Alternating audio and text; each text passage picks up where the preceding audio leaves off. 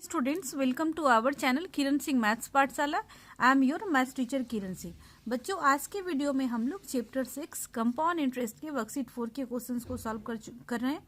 इसके पहले के वीडियो में हम लोग वर्कशीट 4 के क्वेश्चन नंबर 3 तक को सॉल्व कर चुके थे।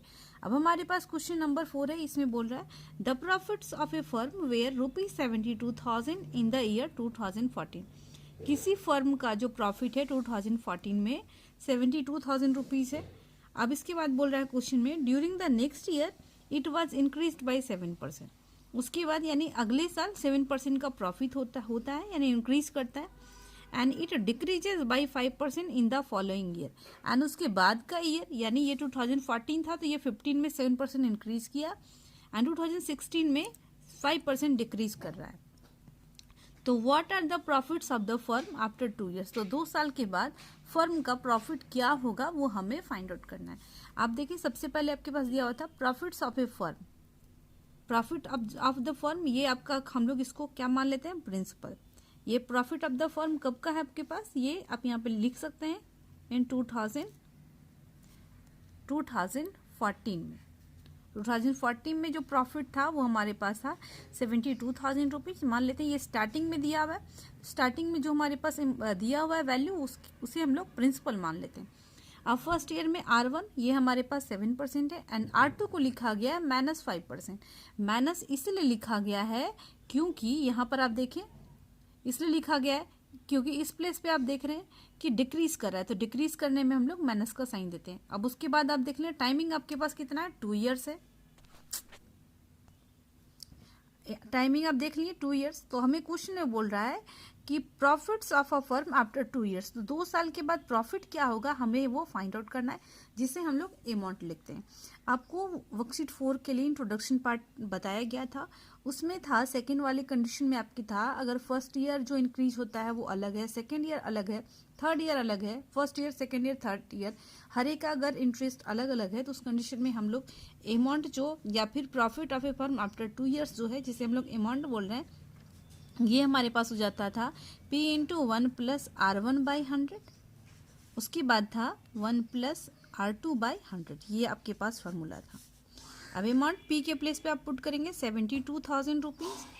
अब 1 प्लस आप R1 देख सकते हैं, 7 आपके पास है, 7 तो हम लोग लिखेंगे 7/100 एंड 1 प्लस एंड आप देख रहे हैं ये आपके पास माइनस है तो हम लोग लिखेंगे माइनस ब्रैकेट में लिख देंगे 5/100। अब हमारे पास वैल्यू जो आ गई 72,000 इंटू ये हम लोग एलसीएम लेंगे तो 100 1 जा 100 प्लस 7 107/100 एंड इस प्लेस पे आप देखिए प्लस माइनस माइनस आपका हो जाएगा तो 100 में से 5 जाएगा तो आपके पास आ जाएगा 95/100। आपके पास 2 जीरो से 2 जीरो कैंसिल हो गया, फिर 1 जीरो से आपका ये कैंसिल होगा और ये हम लोग कट करेंगे 5 से। 5 2 जा 10। अब ये हमारे पास हो गया 5 1 जा 5, 4 कैरी बचेगा 45, 5 9 जा 45। अब ये हमारे पास 2 से हो जाएगा 36। अब अमाउंट हमारे लोग इसको मल्टीप्लाई करेंगे 36 इंटू 107 इंटू 19। अगर आप इसको मल्टीप्लाई करेंगे आपके पास वैल्यू आ जाएगी 73,188 रुपीज। ये आपका फाइनल प्रॉफिट होगा आफ्टर 2 ईयर्स। तो हम लोग लिखेंगे therefore profits of a firm after 2 years equal to 73,188 rupees. बच्चों, ये आपका रिक्वायर्ड आंसर हो गया। अब हमारे पास क्वेश्चन नंबर 5 है। इसमें बोल रहा है the population of A town is 64,000 if the annual birth rate is 10.7% and the annual death rate is 3.2%. Calculate the population after 3 years. आप देख रहे हैं हमारे पास क्या दिया हुआ है, एनुअल यानी साल में जितना बर्थ रेट है वो बताया गया है। Annual birth rate equal to 10.7%। उसके बाद है एनुअल आपके पास है डेथ रेट, ये आपके पास है 3.2%। तो हम लोग इस कंडीशन में निकालते हैं net growth rate. Net growth rate ये आपके पास हो जाता है annual birth rate, annual birth rate minus annual death rate. अब ये क्या होता है आप इसे समझ ले। ये हमारे पास 10.7% बच्चों का जन्म हुआ है एंड उनमें से 3.2% बच्चे की मृत्यु हो गई है किसी कारणवश। तो हमारे पास जो बचे, जितने परसेंट बच्चे बचे वही तो पॉपुलेशन इंक्रीज में अपना योगदान देंगे, उन्हीं की ही भूमिका होगी। इसलिए हम लोग निकालते हैं net growth rate. Annual birth rate आपका हो गया 10.7% माइनस 3.2%। अगर आप इसको सब्ट्रैक्ट करेंगे 7 में से 2 जाएगा तो आपके पास बचेगा 5, 10 में से 3 जाएगा तो 7.5% आ गया। अब आप देख रहे हैं एन आपके पास कितना दिया हुआ है 3 इयर्स, आपके पास ये इन्फॉर्मेशन है। एंड स्टार्टिंग में जो पॉपुलेशन है उसे हम लोग ए मान लेते हैं, सॉरी जो स्टार्टिंग में जो पॉपुलेशन है उसे हम लोग पी मान लेते हैं। पॉपुलेशन ऑफ अ टाउन है ये हम आपके पास है, पॉपुलेशन ऑफ अ टाउन को हम लोग पी मानते हैं। ये हमारे पास हो गया 64,000। तो अब 3 इयर्स के बाद कितना पॉपुलेशन होगा उसको हम लोग ए मान लेंगे।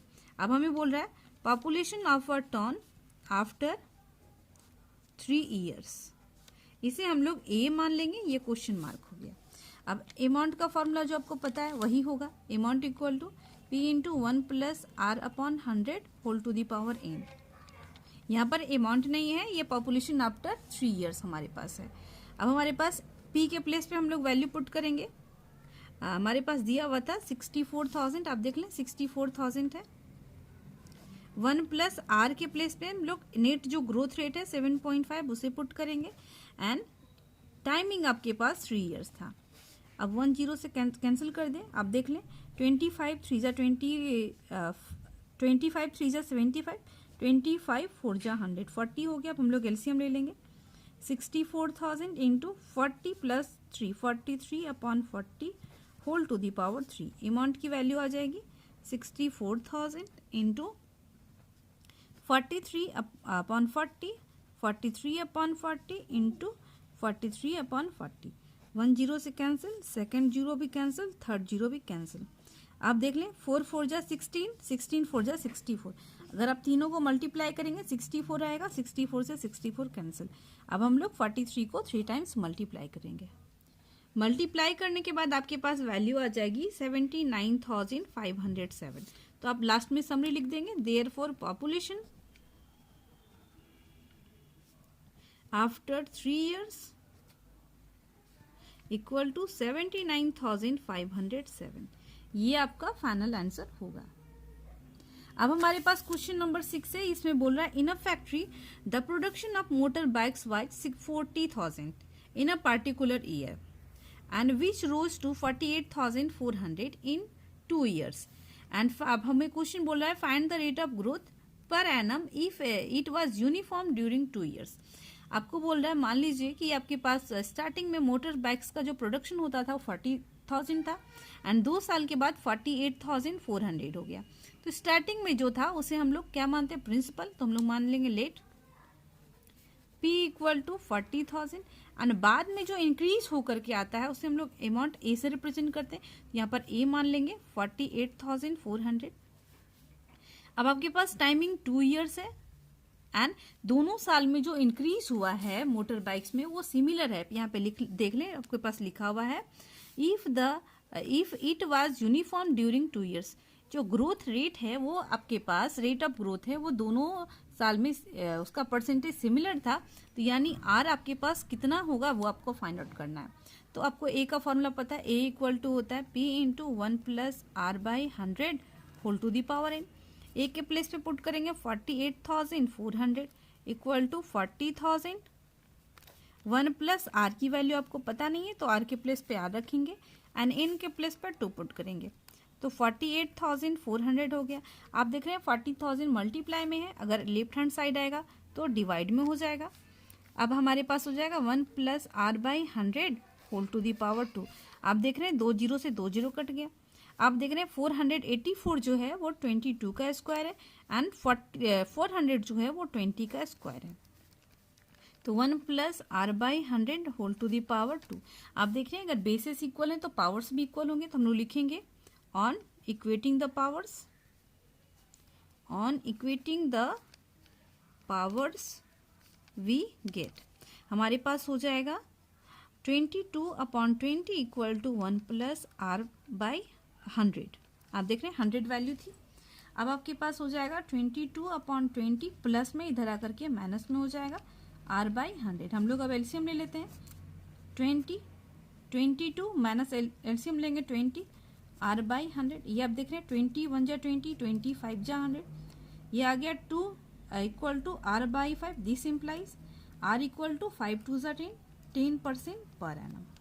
ये जो इसका रेट ऑफ ग्रोथ है बाइक प्रोडक्शन का, वो आपके पास आ जाएगा 10% पर एनम। यानी फर्स्ट ईयर भी 10% इंक्रीज हुआ, सेकेंड ईयर भी 10% इंक्रीज हुआ। बच्चों इस तरीके से आपका वर्कशीट 4 का सारा क्वेश्चन कंप्लीट हो गया। नेक्स्ट वीडियो में हम लोग value based and BT questions को भी सॉल्व करेंगे। Thanks for watching me.